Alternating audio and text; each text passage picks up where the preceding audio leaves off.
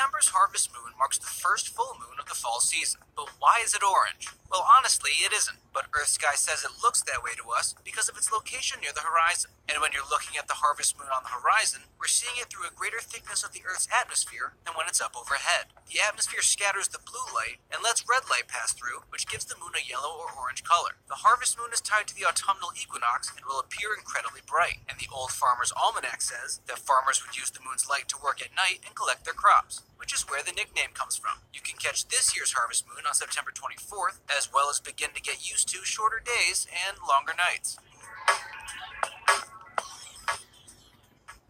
One of two equinoxes that we have each year. This one, the vernal equinox. Right. Equinox meaning equal time, and that's right. It, isn't it? That's it, correct. And 12 hours sunlight, 12 hours night. Throughout the Earth, and the other side we'll get the autumnal, and that'll come up in September. That's right. So let's take a look at it. What's going on here. Of course, the Earth. You get the sun coming up and through. You guys saw the first of this, and there it is. You get pretty much sun hitting the Earth.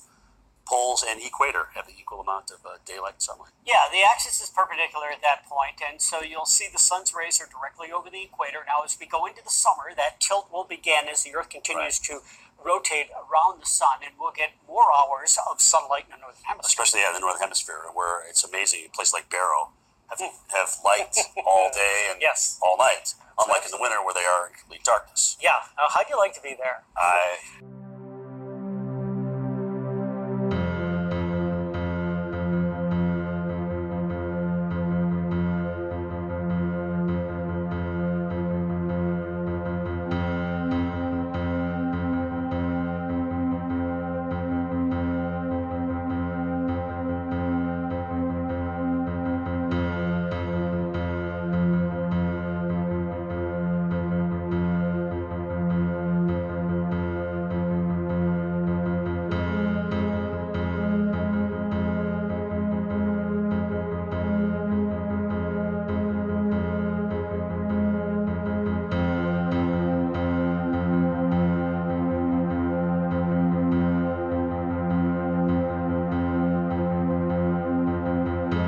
After a devastating storm, rain and hail hitting the entire area hard, but proving especially destructive to a tent city.